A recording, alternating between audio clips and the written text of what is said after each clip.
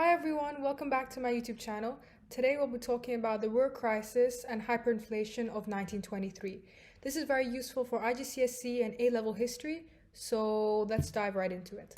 So what was the Ruhr crisis? On the 11th of January of 1923, 60,000 French and Belgian troops occupied the German Ruhr region to collect reparations by force. So the Ruhr crisis begins basically when these French and Belgian troops move into the Ruhr. So look, here are Belgium and France on this side, and here's Germany. By the terms of the Treaty of Versailles, the Rhineland, this area in between, like the buffer zone between Germany and Belgium and France, was meant to be demilitarized, which means Germany couldn't station any troops in that area, so the French would feel secure. And right on the other side here is the Ruhr.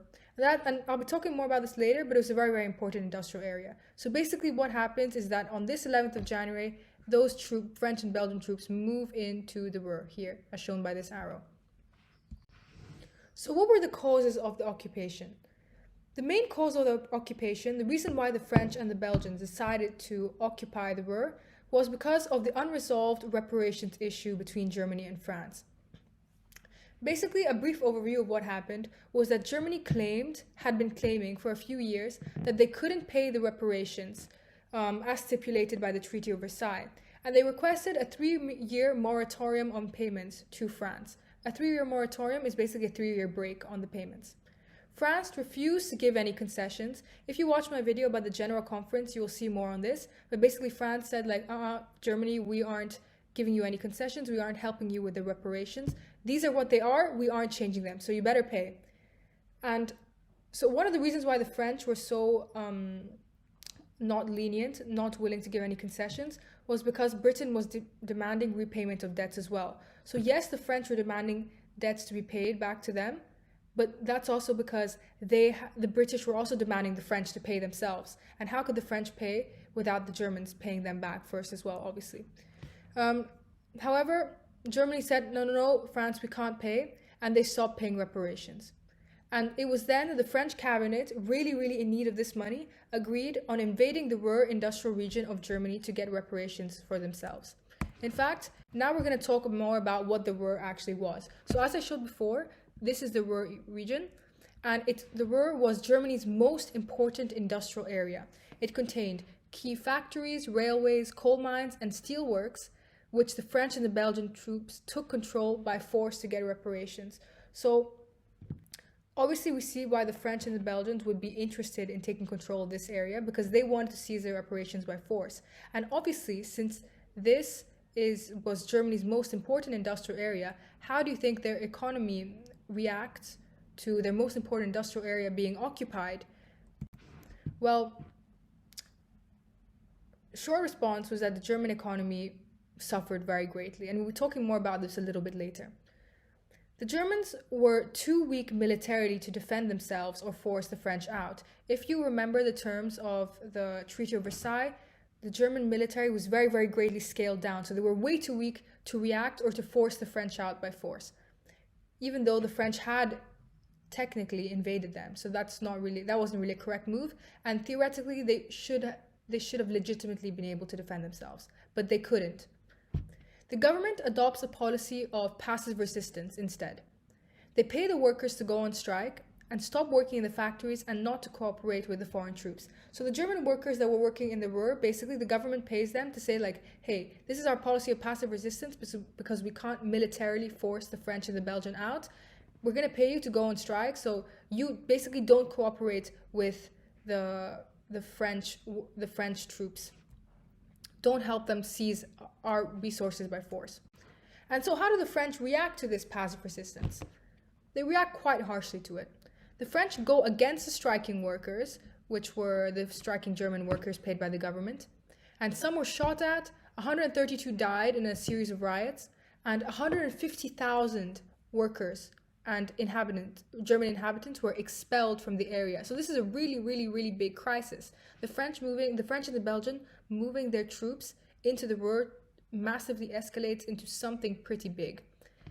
And in the end, what the French do is they bring in their own workers, their own French workers, to work in the German occupied factories, so they can continue seizing these reparations by force. In fact, here we can see I believe it's a French soldier taking control of the German resources. So how does the German government react to this? The French government's harsh repression of their policy of passive resistance. They find themselves in an even deeper financial crisis. Why exactly is this? Well, first, they needed money to pay the striking workers. With the policy of passive resistance, they were paying the workers to go on strike, and they needed to pay them. However, they weren't getting the industrial revenues from this area, so they were basically digging themselves deeper and deeper and deeper into debt. Where were they supposed to get the money from? The largest industrial area was paralyzed, the Ruhr. It was paralyzed. The French were taking everything from them. So how were they supposed to pay? Also, kind of a smaller note, but they also lost tax revenues from the Ruhr because the inhabitants were expelled and they had to go away. They weren't getting the tax revenues they were supposed to get from the inhabitants. And also, again, the main challenge remains. They still have to pay off these reparations. So what does the government decide to do? How can it deal with all of this need for money everywhere? They decided to print more money. In fact, here we see something, a photo of the Berlin Bank. And how does that turn out? It doesn't turn out well. Just like almost every other case in history, when a government has tried printing a bunch of money to avert an economic crisis, it ends into an even deeper economic crisis. This massive, massive hyperinflation. So as the government printed ever-increasing amounts of money, the value of the Reichsmark continued decreasing, and by August it was essentially worthless. Remember, the occupation started on the 11th of January, and while the events unfolded, literally just a few months later, the Reichsmark was pretty much worthless. Before the war in 1914, it went from 4.2 marks to the dollar to 4.2 trillion marks to the dollar by November of 1923. So what that basically means is that in 9 years, the value of the mark decreased 1 trillion times. So it became 1 trillionth of what it was before. That is essentially 1 with 9 zeros afterwards. People needed wheelbarrows of money just to buy bread, and prices changed very, very, very rapidly. So Germany finds itself in a pretty bad economic situation now, even worse and even more unstable. In fact, here are some of the main effects of the hyperinflation. The middle classes were hit the hardest. Those are the ones who relied on fixed incomes, fixed savings, pensions, and salaries. And basically what that means was that as they had a fixed sum of money they were paid, for example, fixed sum of money for their pension, fixed salary, and as the value of each mark decreases, the value of their fixed income decreases to become essentially worthless. So their pensions, their savings, and everything essentially lost all their value. The people who benefited from this, however, there were people who benefited. People who benefited were wealthy industrialists who were able to pay off debts and loans. So as the government printed more and more money, the wealthy industrialists just used that money to pay off fixed debts and fixed loans. And farmers were paid more for food. And however, the big effect of hyperinflation was on the Weimar government. And they were partially unable to properly respond to the crisis, and they became ever more unpopular. As we see, with the middle class, obviously the biggest class in the society, they were very deeply unpopular because the government couldn't do anything to save their savings, their pensions, or their salaries. And literally, it was quite a crazy crisis. The prices would change in a store as people were entering the store to the time they left, and it was pretty much impossible to deal with for the Weimar government because of how divided the parliament was. So what happens next? Germany is on the brink of economic collapse. This is when Chancellor Gustav Stresemann calls off passive resistance. He says, workers, okay, stop this resistance. We're not going to pay you anymore. Let's find a new policy of negotiation and concession rather than direct confrontation.